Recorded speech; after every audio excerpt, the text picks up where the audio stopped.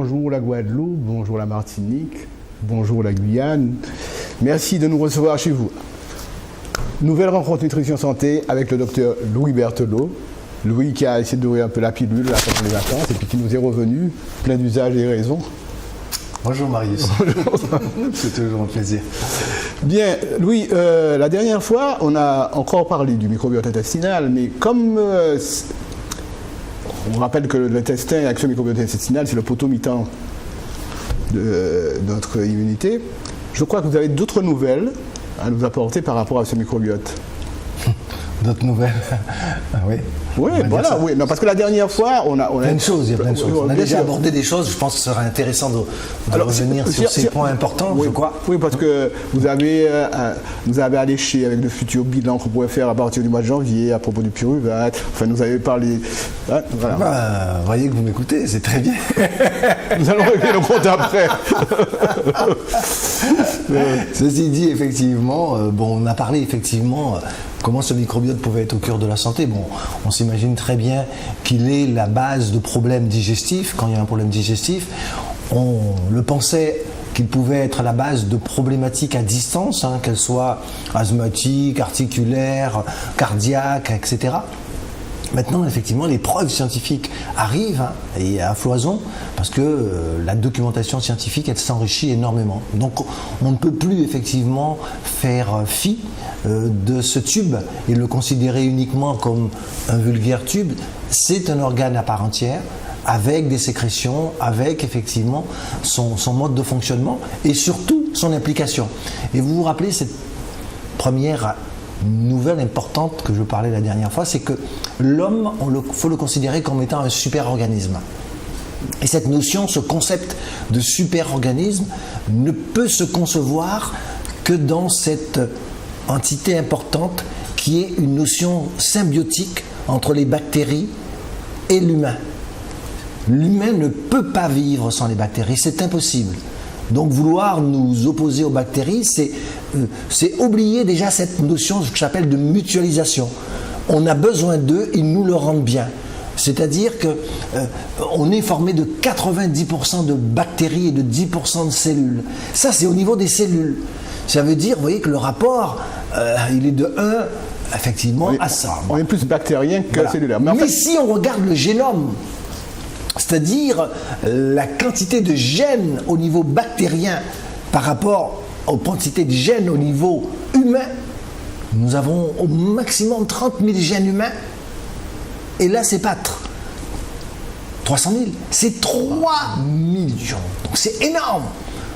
Donc vous voyez, cette notion, l'humain n'est rien sans les bactéries.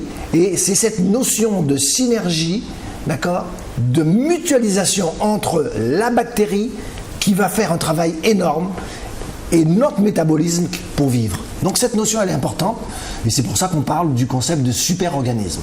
Et le super-organisme n'est pas possible sans les bactéries. Et c'est notre éducation pasteurienne qui nous a appris à nous méfier des bactéries. Oui, oui, je comprends. Il y avait de bonnes choses. Mais enfin, ce n'est pas tout. C'est pas qu'il y ait des mauvais, comme vous dites, c'était pas de mauvaises choses. C'était une vision un peu, je dirais, tronquée. Voilà, il fallait ouvrir le champ. Mais vous voyez que on peut le dire avec certitude, parce que les travaux sont récents. On avait des hypothèses, mais les travaux sont récents pour dire cela. Ça, c'était une des premières choses importantes. Donc, on ne peut rien sans les bactéries. D'accord. La deuxième chose que j'avais essayé d'aborder la dernière fois, c'était l'importance des travaux qui ont été faits dans la relation de cette symbiose entre les bactéries et tous les problèmes qui se passent au niveau du surpoids, qui va entraîner donc des pathologies au niveau métabolique, c'est une résistance, diabète, et des pathologies au niveau cardiovasculaire. Donc on parle de ce qu'on appelle des risques cardio-métaboliques. Et on a vu qu'il y avait un acide gras, qu'on appelle un acide gras à chaîne courte, qui n'est possible que grâce aux bactéries. Ça veut dire que si on n'a pas un bon équilibre bactérien, on a du mal à produire cet acide gras parce qu'il est produit à partir de certaines fibres que nous allons manger et qui vont donner à manger à ces bactéries et qui vont pouvoir produire cet acide gras. Et ça s'appelle le butyrate. Pourquoi il est important ? Parce qu'on sait effectivement, qu'à partir du moment où on a un problème au niveau digestif, on va avoir ce qu'on appelle des problèmes au niveau de la muqueuse, donc on va avoir une perméabilité intestinale, et on va avoir un phénomène inflammatoire. Ces deux choses-là sont très bien documentées. Et le butyrate, il a un rôle important parce qu'il va venir aider la perméabilité, il va l'aider, et il va jouer aussi un rôle sous le phénomène inflammatoire. Donc on voit très bien que on trouve cette synergie. Dès qu'il y a un problème digestif, s'il y a perméabilité et inflammation, il y a souvent dysbiose derrière, et s'il y a dysbiose, il ne va pas y avoir assez d'acide gras à chaîne courte. Mais voyez, on peut considérer que c'est le chat qui se mord la queue. Je me permets de vous interrompre, parce que alors, nous parlons souvent d'hyperperméabilité intestinale et de perméabilité intestinale. Est-ce que vous voulez rappeler pour nos téléspectateurs, puisque vous savez que je sais, mais pour eux, s'il vous plaît, ce que c'est qu'une hyperperméabilité intestinale, ce que c'est qu'une perméabilité intestinale normale? Les cellules qui sont collées l'une à l'autre. C'est-à-dire que les cellules, elles sont collées comme le doigt de la main. Voilà. Et donc, merci. Ça, c'est l'intestin, disons, qui passe avec les aliments. Et les aliments devront rentrer dans la cellule, si mon doigt est la cellule, donc traverser mon doigt, pour aller dans la grande circulation et être distribués à nos différentes cellules. Et puis, il y a toujours des liquides ou des minéraux qui passent entre la cellule. C'est une perméabilité normale. C'est comme si vous prenez un carrelage, vous avez les joints, et vous voyez globalement que les joints sont étanches. Mais, si pour une raison X, Y ou Z, on se retrouve avec les joints qui sont comme ça, moralité, ce qui doit passer dans la cellule va passer entre la cellule et va se retrouver dans la grande circulation. Donc, l'hyperperméabilité aura des conséquences au niveau de l'assimilation, mais d'autres conséquences. Pourquoi? Parce que les molécules qui passent, du coup, ne doivent pas faire ce chemin-là. Donc, elles vont arriver dans la grande circulation avec des messages que l'organisme ne va pas comprendre. Et en fonction de nos vulnérabilités, ça peut entraîner, sur du temps, c'est pas du jour au lendemain, ça peut entraîner des problématiques et des pathologies. Pathologie inflammatoire en particulier. Pathologie inflammatoire en particulier, locale, loco-régionale ou à distance. D'accord. Et ça peut entraîner aussi des pathologies immunitaires, donc des dysmétabolismes aussi. Donc ça peut entraîner pas mal de choses. C'est pour ça qu'on parle vraiment de ce microbiote au cœur de la santé. Merci d'avoir éclairé nos amis de l'autre côté de l'écran, parce que c'était nécessaire. Si je peux me permettre une image, quand on va prendre une situation où il y a des éléments comme ça, des endotoxines qui vont passer à travers la paroi intestinale et qui peuvent aller se loger au niveau du cerveau. Alors là, je vais vous reprendre, mon cher Marius, et je vais dire, mais c'est quoi les endotoxines? Vous voyez? Alors les endotoxines, il a employé un mot qui est important. Les endotoxines, ce n'est pas des choses effectivement que nous attrapons. Ce sont nos propres bactéries qui, lorsqu'elles vont mourir, elles naissent, elles vivent, elles meurent. Et lorsqu'elles meurent, elles doivent suivre une voie qui est la voie de l'élimination normale, qui est une voie fécale. Parce que n'oublions pas que 50% du poids des selles est fait de bactéries mortes. Mais si j'ai un phénomène d'hyperperméabilité, comme on en parlait tout à l'heure, justement, ces fameuses bactéries, qui sont souvent des bactéries gram négatives, vont avoir tendance à passer, ne vont pas prendre la voie normale pour sortir, et cet afflux important va arriver dans la grande circulation, va passer par le foie avant d'arriver dans la grande distribution et peut être responsable déjà de problèmes hépatiques, mais des problèmes à distance. Et donc on appelle ça l'endotoxémie, métabolique, ça va perturber le métabolisme. Donc on peut voir que déjà, comme vous dites, qu'une hyperperméabilité intestinale peut être responsable à travers nos propres bactéries, de problèmes à distance. Quand ça se produit, alors comment va faire l'organisme? L'organisme, à partir du moment où il va voir un corps étranger, il va donc mobiliser ce qu'on appelle des cellules immunitaires pour pouvoir gérer le mécanisme. Et c'est là où on rentre dans des mécanismes qui peuvent être complexes, qui sont, on dit, immuno-inflammatoires. Donc d'abord un phénomène inflammatoire, plus un phénomène immunitaire, et toujours en fonction de ma vulnérabilité, ça peut me donner une pathologie X. Donc le même problème, je dis bien le même problème, peut donner des pathologies différentes en fonction du terrain. Mais le mécanisme de départ est le même. L'hyperperméabilité intestinale et l'inflammation. C'est amusant parce que nous savons comment quelquefois les patients viennent nous voir pour un problème de douleur rhumatismale. Je prends un exemple très, très simple pour que tout le monde comprenne. Et c'est l'intestin qui est en cause. Oui, tout à fait. Et moi je dis toujours que c'est facile de dire quand la personne a un problème digestif que c'est votre ventre qui ne va pas. Ouais. Maintenant il faut oublier, il faut oublier vraiment cette notion de dire finalement qu'un ventre, même quand il ne donne pas de signe clinique, il est bien. C'est pas parce que finalement on va à la selle tous les jours normalement et que on va une fois ou deux fois par jour, déjà plus c'est déjà un petit peu louche, et que on a un transit avec des selles bien moulées, ça veut pas dire que finalement que ce soit impeccable. Il peut y avoir nombre de personnes, moult de personnes ont un transit normal, ils vont à la selle tous les jours, d'accord, et ils ont des selles bien moulées et néanmoins finalement ça ne se passe pas si bien que cela. Donc on peut avoir le silence apparent, mais si vous avez cliniquement déjà des cystites à répétition, c'est-à-dire des urines qui vous brûlent, voilà, ce qui est fréquent chez la femme, vous avez des mycoses, c'est-à-dire des vaginites à répétition, ou vous avez des bronchites à répétition, ou vous avez des problèmes ORL, pharyngite, rhinite, sinusite, otite à répétition, ou des problèmes au niveau de l'œil, vous devez vous dire, même si votre ventre ne vous donne aucun signe, que c'est votre ventre le point de départ. D'accord ? Parce qu'un accident, oui, ça peut arriver. Mais si ça se répète, ce n'est pas du tout normal. Alors pourquoi c'est important ? Parce que le ventre, c'est à peu près 80% du système immunitaire et il commande l'ensemble des muqueuses que je viens de citer. Donc le système immunitaire digestif commande le système immunitaire au niveau de la vessie, commande le système immunitaire au niveau du vagin, commande le système immunitaire au niveau des bronches, commande le système immunitaire au niveau ORL, commande le système immunitaire au niveau du sein, mammites, etc. et commande le système immunitaire au niveau de l'œil.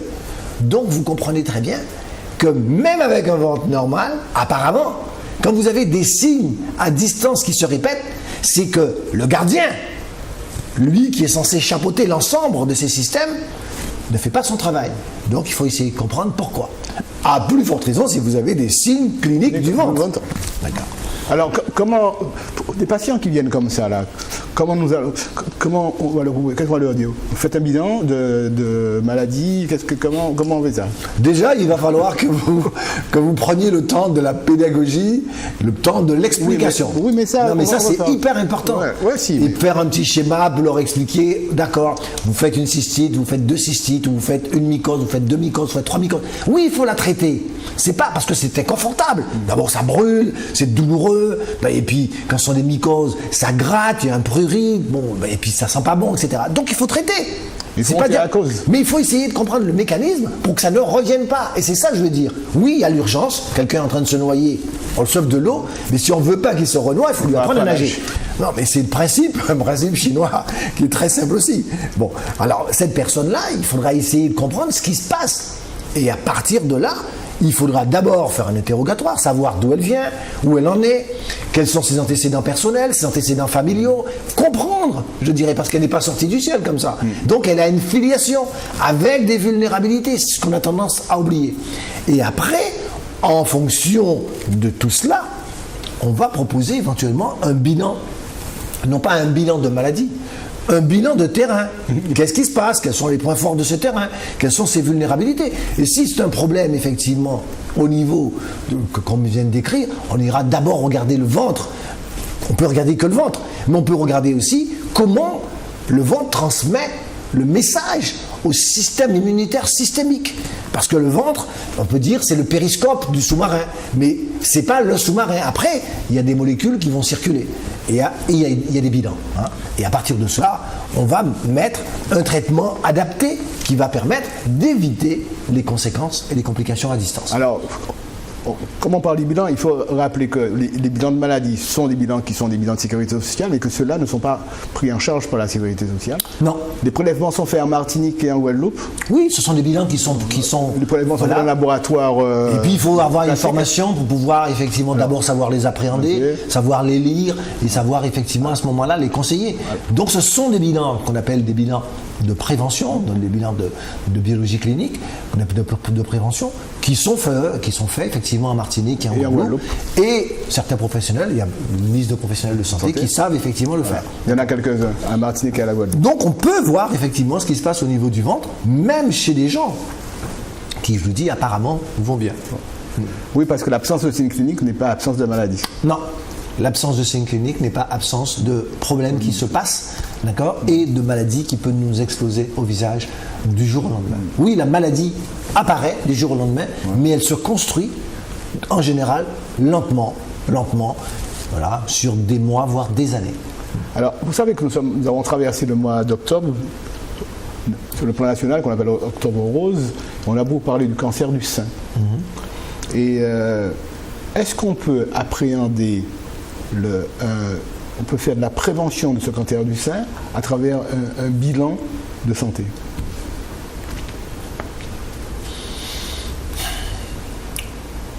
Vous attendiez à une autre question que oui?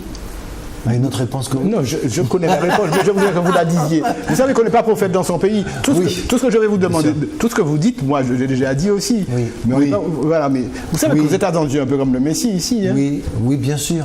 Alors, il est évident, on ne va pas répondre à la question, parce que c'est plus global que ça. Au départ, quand on rentre dans un bilan de terrain, on ne s'intéresse pas à dire ça va être le cancer du sein, ou ça va être le cancer de l'intestin, ou ça va être le cancer du testicule, etc.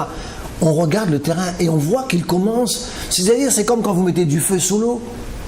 Ben, vous allez voir, ça frémit. Après, ça va bouillir. Et puis, si c'est très fort, ça va faire comme un volcan et puis ça peut déborder. À quel moment on arrive sur le terrain?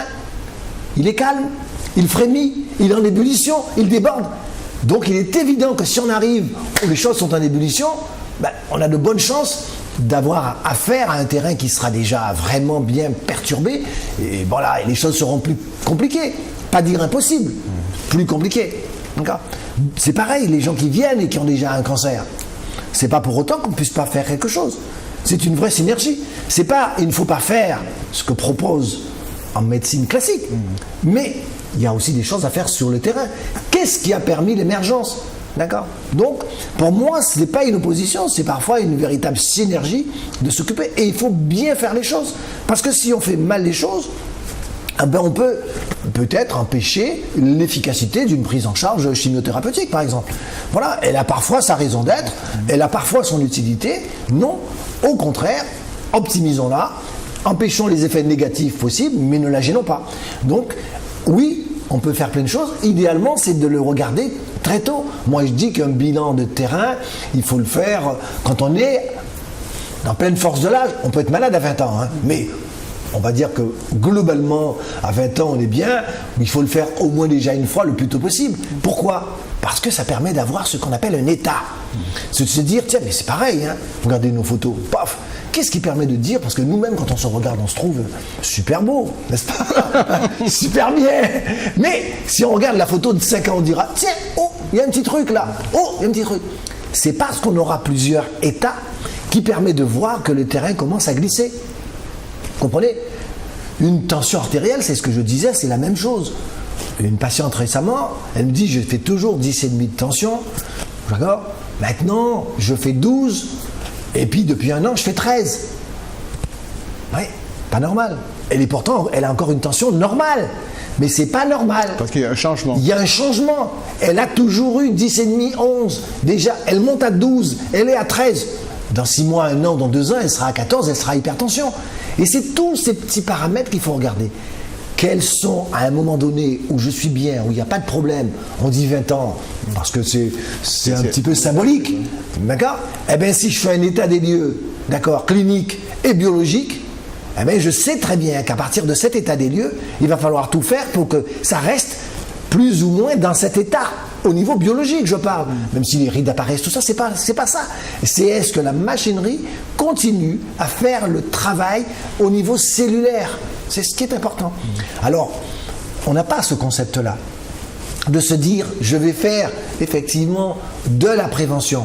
On court effectivement après toujours la maladie. C'est comme ça dans le concept occidental. On ne rentre pas pour dire, docteur, faites tout pour me garder en bonne santé. J'ai déjà dit, c'est quand on est malade, on veut être guéri la veille. Non, c'est l'avant-veille qu'il faut penser, etc. Donc c'est toute une philosophie. C'est intéressant que vous dites. Alors, dans le cadre de Dr Rose, j'ai participé à un forum dans une salle ici qu'on appelle l'Atrium, que vous connaissez, parce que vous avez fait une conférence là-bas. Et il y avait très peu de monde, alors qu'il y avait une grosse annonce. La MREP avait fait un gros travail avec le soutien d'un journal. Enfin, il y avait très peu de monde. Et il n'y a pas eu. Alors, les questions étaient des questions écrites. Il n'y a pas eu de questions orales, donc tout était préparé. Les gens mettaient ça dans un petit chapeau. Il n'y a pas eu une seule question sur la nutrition. En revanche, ce qui est assez étonnant, mon intervention n'a pas duré très longtemps. J'ai présenté la micronutrition avec tout ce qu'elle comportait.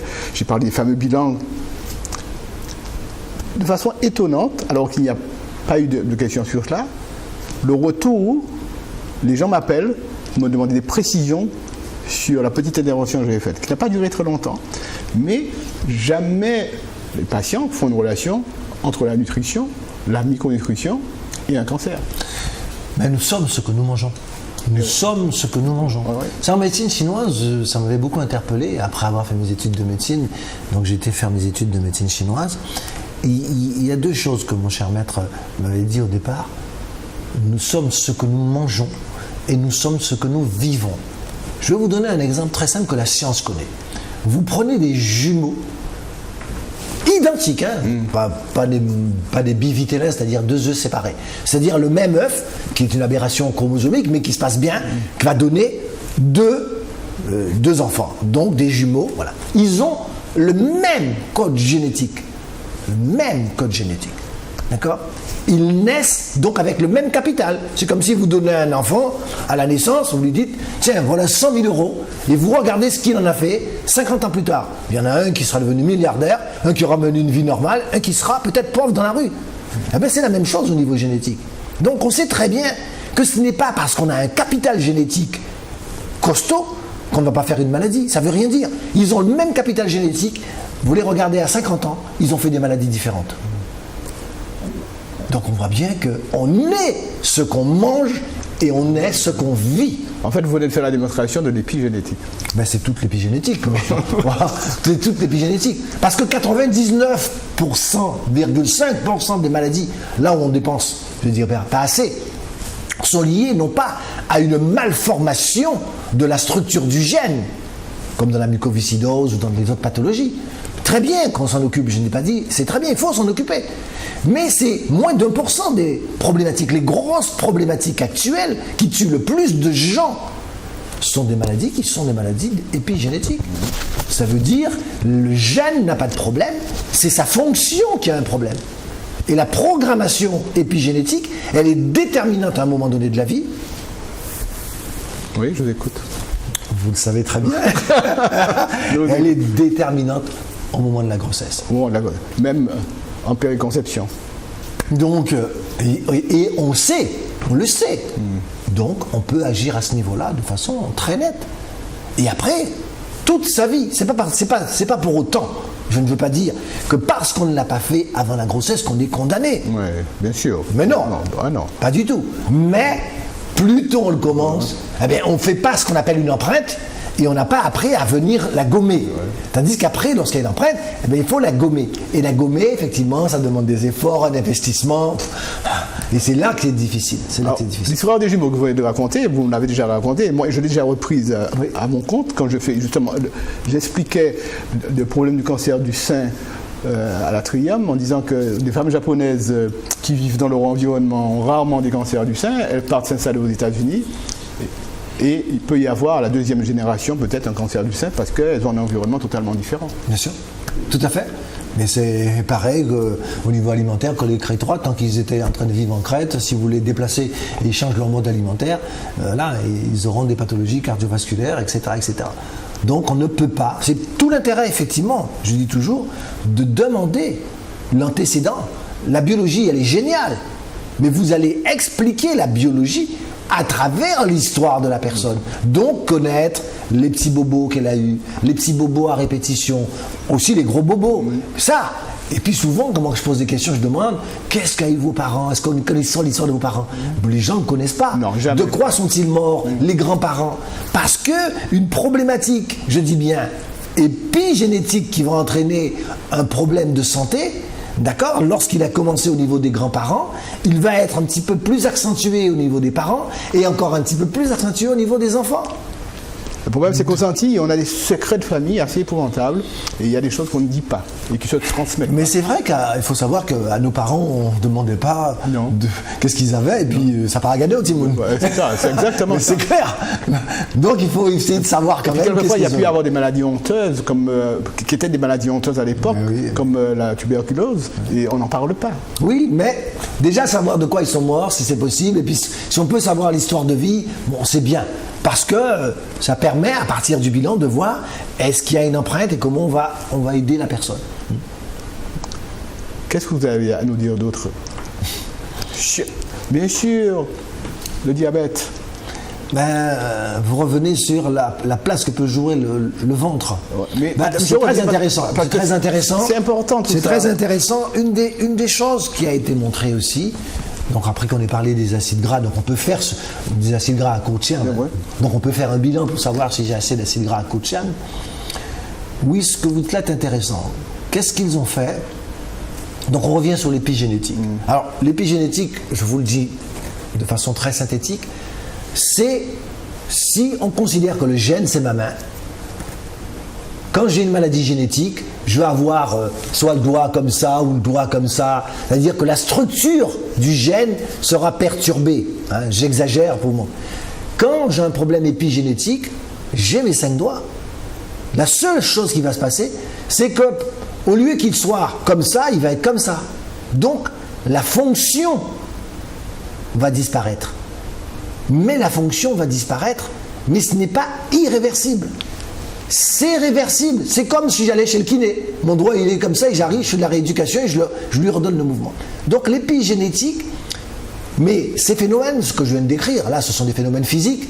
Dans l'épigénétique, ce sont des phénomènes biochimiques. On appelle ça la méthylation, l'acétylation. D'accord ? Et ces phénomènes biochimiques vont dépendre de molécules simples. J'ose à peine le dire. La B9, la B12, la B6, le zinc, la B2. Donc, tout acide vitaminique B en général. Donc on voit que ce sont des choses très simples. Et qu'est-ce qu'on a constaté? Donc on sait que l'épigénétique joue. Il y a des chercheurs qui ont été prendre un groupe d'enfants qui étaient obèses et ils ont dosé de ce qu'on appelle 2 adiponectines. Alors ce sont la leptine, qu'on sait que lorsque les gens sont obèses a tendance à monter, et l'adiponectine, lorsque les gens sont obèses, elle a tendance à chuter. Donc ils ont dosé ces différents paramètres, ils ont classé les 106 enfants, groupe poids normal, groupe surpoids, groupe obèse, groupe obésité morbide, ça veut dire plus. Et ils ont dosé non seulement la leptine, ils ont dosé l'adiponectine par groupe, et ils ont aussi dosé l'insuline. Qu'est-ce qu'on constate? C'est que plus on sort de la normalité, on va vers le surpoids et qu'on va vers l'obésité, voire l'obésité morbide, ce qu'on savait déjà se confirme. La leptine augmente, l'adiponectine chute, l'insuline augmente. Mais ils ont été plus loin. Ils ont été regarder ce qu'on appelle le gène promoteur de la leptine, c'est-à-dire qui fait la leptine monter. Et dans ce gène promoteur, ils ont dosé ce qu'on appelle la méthylation. La méthylation, comme je vous l'ai dit, dépend de certaines vitamines, c'est un phénomène biochimique. Et qu'est-ce qu'ils ont constaté? C'est que plus basse est la concentration de méthylation sur certains îlots, on appelle ça des îlots promoteurs du gène, plus basse est la méthylation, plus importante est le risque de faire un diabète.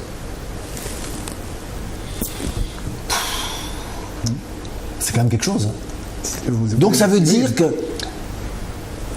la programmation, la question c'est de savoir après à quel moment se fait cette programmation. C'est ce que je disais tout à l'heure. C'est que cette programmation de ce problème de méthylation, eh bien, il se fait au moment de la grossesse. Donc plus tôt, on disait tout à l'heure, on va jouer dessus. Et quand on le sait, même si on joue dessus après, on peut le corriger. Mais il ne faut pas attendre d'arriver au diabète. Quand on est au diabète, l'histoire, elle est écrite. Maintenant, il faut empêcher les complications. Et c'est là tout notre rôle, c'est d'empêcher que justement ce problème, qui est un problème fonctionnel au niveau du gène, qui n'est pas un problème structurel, eh bien justement, il ne me donne pas la maladie, qu'on lui redonne la capacité de la fonction. Et c'est tout le rôle de l'épigénétique, et c'est possible. Et donc, on sait qu'un enfant qui se retrouve avec une mère obèse et qui est en surnutrition, eh ben, on aura des problèmes épigénétiques par des voies métaboliques de gènes ou des voies d'expression, et on peut avoir la même chose un enfant en sous-nutrition. Donc on se rend compte que ce soit la sous-nutrition qui va entraîner une hypotrophie, que ce soit la surnutrition, peuvent faire une programmation fœtale qui va entraîner des risques d'insulinorésistance, des risques de diabète, des risques de maladies cardio-métaboliques. Pas aujourd'hui, pas demain, mais après-demain, c'est-à-dire 25 ans, 30 ans, 40 ans plus tard. C'est-à-dire que les diabétiques du moment sont des gens qui ont programmé cela dans le ventre de leur mère. 9 fois sur 10, parce que les parents étaient déjà souvent d'ailleurs diabétiques, mais je ne parle pas du diabète de type 1, Ouais, c'est un autre mécanisme. Diabète de type 2, non Je parle du diabète de type 2, je ne parle pas du diabète insulinodépendant. Je parle du diabète de type 2, non insulinodépendant, qui lui aussi peut devenir dépendant. Notre mécanisme. Et l'ensemble de ces gens qui sont en insulinorésistance, voire ensuite en prédiabète, suite au diabète, ce sont des choses qu'on peut prévoir, ce sont des choses qui peuvent être réversibles, et ce sont des choses qu'on peut voir des mois, voire des années avant. Avec un bilan. Avec un bilan, bien sûr. Parce que quand vous faites une glycémie, vous ne voyez qu'une seule chose, la glycémie. Vous ne savez pas si vous avez un risque de faire un diabète. On peut répondre oui ou non. Je suis diabétique, je ne suis pas diabétique. Point. Mais avec le bilan, c'est autre chose. Avec le bilan, c'est autre chose. On dose d'autres paramètres qui permettent de voir ce qu'on appelle, et là, avec l'insuline, de voir ce qu'on appelle des choses qui sont validées, qu'on appelle le HOMA, H-O-M-A, le Quickie, qui sont des indices. Et lorsqu'ils commencent à être perturbés, on sait que la personne, elle rentre dans l'entonnoir de la dysglycémie, du prédiabète et du diabète, qui va arriver, mais qui prendra des années. Alors, il faudrait dès maintenant commencer à faire ce type de prévention. Mais je le fais, je me forme en tant que pèlerin, vous savez très bien que je le fais. Ouais. Bon, je sensibilise les professionnels de santé, parce que ce ne sont pas des choses compliquées. Déjà, effectivement, peser les jambes, les mesurer, leur taille, etc. Déjà, cliniquement, prendre l'attention, faire un bilan biologique classique, il est important. Une glycémie, une évaluation des anomalies lipidiques, tout ça est important. Ça donne un état des lieux. Ça va vous dire que pour l'instant, il n'y a rien ou il y a quelque chose. Mais il n'y a rien génial. Qu'est-ce que je fais pour que il n'y a rien continue? Et c'est là toute cette démarche de prévention. Et là où il y a effectivement des éléments biologiques validés, d'accord, scientifiquement validés. C'est ça qui est important. D'accord. Et je le répète, la sécurité sociale, c'est vrai, ne rembourse pas ces bilans. Parce que là, vous n'êtes pas en maladie. Vous venez vous occuper de quelque chose pour ne pas être malade. Vous me direz, c'est paradoxal, c'est le monde à l'envers. Ouais. Vous faites tout pour ne pas être en maladie, la sécurité sociale. Non, mais la sécurité sociale est une assurance maladie. Peut-être que certaines mutuelles peuvent... Certaines mutuelles, parfois, oui, peuvent prendre en charge, c'est vrai. Ouais. Mais la sécurité sociale ne prend pas. Alors, un des problèmes, quand même, c'est que ces bilans sont onéreux. Est-ce que c'est bon, pas... Vous savez, moi je dis toujours une chose, je ne suis pas d'accord avec vous. Mais non, mais je ne suis pas d'accord avec vous, mais je suis d'accord avec vous en même temps. Non, parce que c'est comme l'assurance d'une maison. Je suis là pour, chaque année, on paye l'assurance d'une maison. Ouais, je suis là pour vous faire moi, parler. Moi, je paye, je trouve qu'elle est affreusement chère, l'assurance de ma maison. Ouais. Non, mais je trouve que c'est vraiment trop cher. Ouais, mais je suis là pour Dieu, je suis content le jour où j'ai un problème. Hein. Si, non, mais c'est ça, je veux dire. Après, c'est qu'est-ce que ça m'apporte. Ouais, c'est ça. Bon, je pense que cette notion, elle est importante. Qu'est-ce que ça m'apporte comme bénéfice santé et comme élément. Mais c'est pareil, nos révisions de voiture, on les amène, chaque fois on amène ça chez le garagiste, on dit mais 300 €, mais qu'est-ce qu'il a fait? La voiture elle roule. Non mais simplement, vous voyez très bien que ça empêche le problème brutal, etc. etc. Donc oui, c'est cher parce que c'est pas remboursé. Puis après ça a un coût. Mais c'est qu'est-ce que ça va m'apporter comme élément important. Est-ce que c'est pas aussi une façon de responsabiliser les gens? Moi, je pense que si la sécurité sociale les remboursait, ça aurait été mieux. Oui, ça aurait été nettement mieux. Ça aurait donné, je pense, plus facilement aussi accès aux gens à venir. Parce que parfois, comme vous dites, vous soulevez une question intéressante. C'est que souvent, les gens disent « c'est comme c'est pas remboursé, d'abord, je vais pas y aller, ils viennent même pas voir. » Ou deuxièmement, si c'est pas remboursé, c'est que c'est pas sérieux. Parce que l'institution qui est la sécurité sociale l'aurait remboursé si c'était sérieux. Non. On est dans deux mécanismes différents. Donc, ça aurait effectivement peut-être sensibilisé plus de gens. Mais c'est vrai que la santé, ce n'est pas dans un concept de la sécurité sociale. C'est le dépistage que la sécurité sociale fait. C'est pas de la prévention. C'est un dépistage. Parce que la prévention coûte cher. Voilà. Le dépistage, parce que quand la MREC, enfin, ça porte notre nom à la Guadeloupe, la GREG. Oui, parce qu'on avait eu l'occasion de faire quelque chose avec eux. Ça, c'est de la prévention. Voilà. Non, c'est du dépistage. C'est du dépistage. Mais du dépistage le plus précoce possible. Ouais. Effectivement, quand vous faites un hémoculte et que vous voyez qu'on trouve du sang, c'est un dépistage. On a trouvé du sang vite fait. En théorie, il faut faire une coloscopie. On peut effectivement, sans faire de coloscopie, faire un dosage qu'on appelle la septine 9. Vous le dosez, tous les laboratoires ne le font pas, c'est la médecine préventive. Vous voyez s'il y a un problème déjà. Si alors ce test est positif, il faut faire une colo, quoi. Parce qu'il y a quelque chose qui est en train de se passer. D'accord ? Si le test est négatif, alors tout le monde, c'est toujours dans le cadre de ces bilans, la septine 9, parce qu'il faut que les patients sachent que. Ça se fait sur les selles, ça. Voilà. Ça se fait sous le sang. Ça se fait sous le sang, excusez-moi. Sous le sang. Donc, ça ne peut pas se faire. Comme ça se fait effectivement par quelqu'un qui connaît, cette biologie, qui est une biologie de terrain. Qui connaît les marqueurs en plus, et qui sait les lire, d'accord, et les interpréter. Voilà, c'est important. Voilà. C'est important. Donc il faut que nos compatriotes martiniquais, guadeloupéens sachent que ce sont des choses qui se font chez nous. Ça se fait. Il y a des professionnels de santé, des praticiens qui connaissent très bien ça, et il y a des laboratoires qui sont habilités à pouvoir traiter, à faire les prélèvements et à les envoyer à l'unité de technique qui va traiter l'information. Donc il ne s'agit pas d'une médecine de demain ou d'après-demain, c'est aujourd'hui chez nous, et ça peut se faire, et ça apporte surtout des solutions. Ça amène des choses importantes, ça amène une vision. Comme on dit depuis des lustres, comment je peux savoir, par exemple, que moi j'ai une glycémie qui est mauvaise ou que j'ai un diabète? Je fais une prise de sang. Comment je peux savoir si mon terrain manque de choses? Il faut que je fasse un bilan. C'est comme ça. Et il y a des marqueurs qui nous permettent de voir comment un terrain se porte. Comme il y a des marqueurs qui sont fiables, qui nous permettent de dire oui, j'ai une insuffisance rénale, oui, j'ai un diabète, etc., etc. Donc, ce sont des marqueurs biologiques. Un s'occupe de la maladie, l'autre s'occupe de la prévention et de la santé. Est-ce qu'on peut retrouver, est-ce qu'on peut utiliser ces bilans de santé pour l'hypertension artérielle, pour les risques d'accidents vasculaires?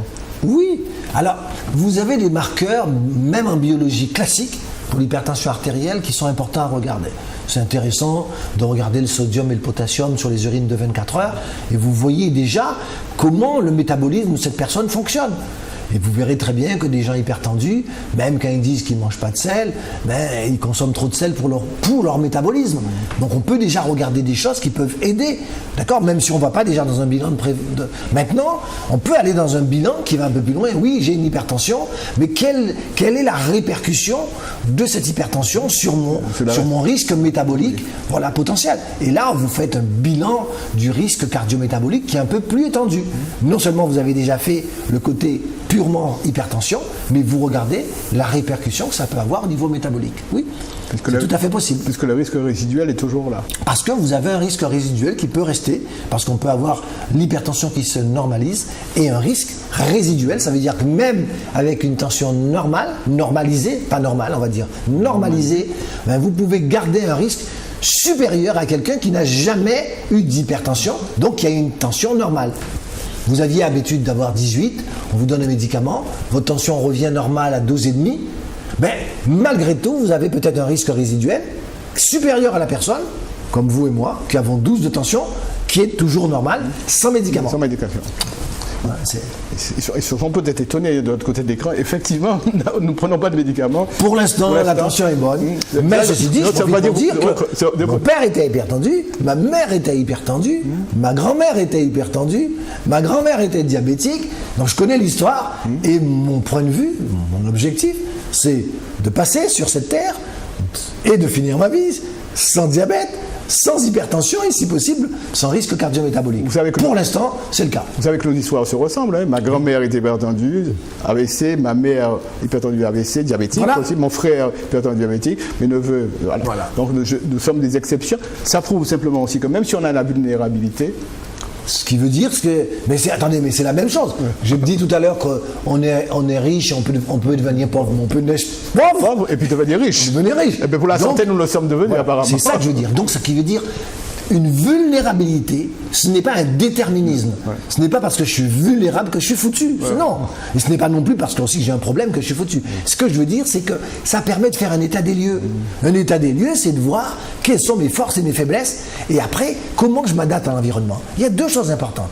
Force, faiblesse, et quelles sont mes armes pour m'adapter à l'environnement. Et ça, on peut le savoir à travers de multiples bilans, que ce soit au niveau métabolique, que ce soit au niveau immunitaire, que ce soit au niveau digestif, etc. etc. Mais vous ne pouvez pas faire d'hypertension, de diabète, vous êtes tout jeune, donc c'est une maladie. Ah ben oui, tout à fait. Mais ça va peut-être venir, mais je vais continuer à tenter de le rester. Voilà. Eh ben, on fait une bonne revue d'ensemble.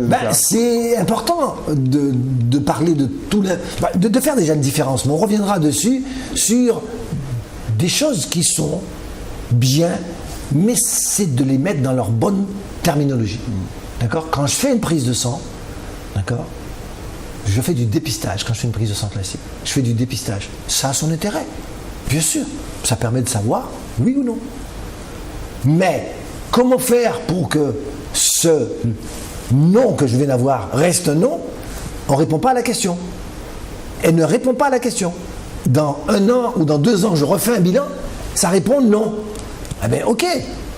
Non, non, non, c'est bien, mais comment je fais pour que ça continue à rester non ? C'est ça qui est important. Il faut rentrer de plus en plus dans la prévention de façon à ne pas... On reviendra dessus parce que je pense que ça fait partie, pour moi, d'une prise en charge importante. Et il faut sensibiliser le maximum de gens et de professionnels de santé qui commencent à l'être, que ça existe. D'accord ? Et on a des outils, d'accord, performants, reproductibles et scientifiquement prouvés. Voilà. Est-ce que vous avez entendu parler de cette prise de sang qui peut être faite aux États-Unis, enfin au stade expérimental, hein, en prévention du cancer du poumon? J'ai entendu parler, donc j'ai pas encore lu tous les taux scientifiques, j'en ai entendu parler, tout à fait. Et pour répondre un petit peu à votre question, il y a beaucoup de choses qui étaient des hypothèses pour nous, qu'on avait soulevées. On se disait, oui, voilà, parce que tout commence toujours par l'observation. D'accord ? On avait soulevé, on parlait effectivement de perméabilité, on parlait d'inflammation. Maintenant, on sait que c'est une réalité. On parle de ces acides gras à coups de chaîne. Maintenant, on peut les doser. Je vous ai parlé de la diversité bactérienne. Encore une chose importante, on sait très bien que les gens qui sont en surpoids ou obèses, ils ont une diversité bactérienne qui est plus pauvre. Eh bien, on pourra à partir du mois de janvier doser ce qu'on appelle le microbiome, c'est-à-dire savoir ma carte génétique au niveau de mon ventre. Une vraie carte d'identité. Parce que celle-là, quand vous l'avez dosée, c'est comme quand on a pris vos empreintes. Hein. Ça bouge pas. C'est immuable, on sait ce qui se passe. Et on sait d'emblée le risque potentiel, même au niveau cardio-métabolique. Ce sont des choses qui sont faisables à partir de demain, là. À partir du mois de janvier, ce sera faisable. Donc on pourra avoir le microbiome des gens, c'est-à-dire leur génome au niveau bactérien. Je trouve ça extraordinaire. Et après, on pourra effectivement aider. S'il y a une pauvre diversité, on saura que cette personne-là, elle aura besoin d'une aide qui sera plus soutenue que quelqu'un qui a une bonne diversité. On sait que lui, il a la capacité de se défendre. L'autre, on faudra tenter de lui apprendre le kung-fu pour le défendre. À partir de janvier. À partir de janvier, donc on reviendra. Les Martiniquais et les Guadeloupéens. Voilà. Même en France, pareil, ce sera en France aussi. Non, mais on sait, voilà. On a compris. Voilà. On le savait, c'était déjà possible. C'était déjà possible, mais c'était réservé à la recherche et ça coûtait très cher. Parce que là, ça coûtait effectivement entre 5 et 10 000 euros. Donc voilà, c'était pour la recherche. Là maintenant, ça va revenir dans des ordres de prix. Oui, ça coûtera dans l'ordre de 200, 250 euros. Donc déjà, d'autant plus que vous n'aurez à le faire qu'une seule fois. Oui, c'est comme pour la révision de la voiture. Voilà. Et encore la révision de la voiture, ça se répète. Tandis que la révision pour nous, c'est une seule fois. Donc on reviendra encore sur le microbiote et tous les champs d'application que ça ouvre. Mais il y en a que vous avez oubliés. Oui, on n'a pas eu le temps aujourd'hui de parler de tout. Mais non, mais on a encore un petit peu de temps là. Accordez-nous quelques temps là. Qu'est-ce que vous avez comme temps encore pour qu'on puisse parler? 10 minutes. 10 minutes, bon. Quelle est votre question? Sérieusement. Parlez-nous du microbiome avec une pathologie commune chez nous. Parlez-moi de la maladie d'Alzheimer. Là, ce sera pour après-demain. Vous voyez là. Non, pourquoi c'est intéressant? C'est intéressant parce que je pense que c'est plus complexe que ça. C'est vrai. C'est très complexe. On sait qu'il y a des problèmes au niveau de l'épigénétique et au niveau aussi d'un organite qui s'appelle la mitochondrie dans ces pathologies. Et on sait effectivement, donc c'est plus complexe. C'est un ensemble de choses pour l'instant qu'on dépiste. Et il faut le prendre très très tôt. Quand la maladie est installée, la perturbation est déjà tellement profonde qu'on ne peut plus rien faire sur ce... C'est comme la maison, quand le mur commence à être vraiment très très, je dirais, fendu, ben vous allez casser le mur, quoi. Donc c'est un exemple, mais il faut le prendre très tôt. C'est-à-dire que dans les pathologies comme celle-là, comme la maladie d'Alzheimer, je pense que vous ne pouvez pas dire que ça va être une maladie d'Alzheimer, mais plus vous allez vous occuper non seulement de l'équilibre alimentaire, non seulement du microbiome, c'est-à-dire du microbiote, et que vous allez vous occuper, je dirais, de nourrir toutes les cellules, dont un organite de la cellule qui est important, qui s'appelle la mitochondrie, ben, moins vous avez effectivement de voir la possibilité d'apparaître. Certes, la maladie d'Alzheimer, c'est vrai, mais il n'y a pas que ça. Hein. C'est toute une série, nombre de pathologies qui seront liées à ce qu'on appelle le stress oxydant et l'inflammation. Donc, ça c'est vrai, ça. Mais ça, ce sera pour demain. Mais pour quelque chose de plus proche, c'est vrai que on sait maintenant que les troubles de l'humeur, les troubles du comportement, donc à plus forte raison, vous touchez encore un autre compartiment, qui est la maladie, ce sont les maladies neurodégénératives, hein, parce que dans le cerveau, il y a comportement, effectivement, les dépressions, mais vous avez les maladies aussi neurodégénératives. Et bon, on sait que l'implication du tube digestif est importante, c'est-à-dire que les déficits, les dysbioses, les infections, certaines bactéries pathogènes ou certains virus peuvent donner une dépression sans que la personne ait un problème, je dirais, dans sa vie affective. Pourquoi? Dans les problématiques de troubles du comportement, de troubles de l'humeur, on pense souvent que c'est l'histoire de la mère, l'histoire des parents qui fait que cet enfant ne va pas bien, ou parce que j'ai un problème avec mon patron, parce que j'ai un problème avec mon mari, parce que j'ai un problème avec mon enfant. Oui, un grand nombre de troubles du comportement peut être lié à cela. Un grand nombre de problèmes de dépression ou de troubles de l'humeur peut être lié à ce qu'on appelle des perturbations psycho-émotionnelles, des événements psycho-émotionnels. Mais on sait aussi qu'il y a de nombreux problèmes qui sont liés, d'accord, à des problèmes qui sont des problèmes de dysbiose, d'accord, et des problèmes infectieux. Et vous verrez que de nombreuses thérapeutiques antidépressives ne fonctionnent pas, non pas parce qu'elles ne sont pas efficaces, mais parce qu'elles vont travailler sur un effet qui sera un effet d'une conséquence et pas sur la cause. Le facteur causal est différent. C'est un problème infectieux qui va à ce moment-là allumer le feu, mettre l'inflammation, et une inflammation digestive, elle peut monter très vite au cerveau. Regardez quand vous avez une grippe, regardez comment vous êtes. Hein. Voilà. Donc on peut avoir le même phénomène. Donc c'est quelque chose qui est avec de nombreuses recherches, et on va revenir pour cette relation très très nette entre la dysbiose et les problématiques au niveau du cerveau, dont comportementale, humeur et maladies neurodégénératives. En ce cas, vous êtes en train de nous dire que quelqu'un qui a un microbiote bien équilibré, même en subissant tout ce dont vous parlez, le stress familial, le stress du patronat, peut ne pas faire de déprime parce qu'il aura... Il aura plus de chance, pas dire qu'il ne va pas le faire. Il aura plus de chance. Il faudra lui mettre 2 kilos. Tandis que chez quelqu'un d'autre, il faudra mettre 500 grammes. Ouais. Ça ne veut pas dire que c'est pas possible. Parce que même quelqu'un de riche, ça dépend comment il dépense son argent. Et puis il va finir par l'épuiser. Et puis quelqu'un qui va avoir, je dirais, un salaire juste correct, il n'aura peut-être jamais de problème d'argent. Je prends ces images pour bien comprendre. Donc c'est toujours quelle va être l'intensité de la chose et ensuite comment je vais le vivre. D'accord, ça c'est important. Alors apparemment quand je vous vois, vous n'avez pas de problème de troubles du comportement. Pour l'instant. Voilà. On va dire pour l'instant. Bon, sur ces bons mots, on va vous dire au revoir. Merci d'avoir été là. À bientôt. Je crois que nos téléspectateurs ont été très heureux de vous voir et de vous écouter. Et puis je leur dis à la prochaine fois. Bye bye.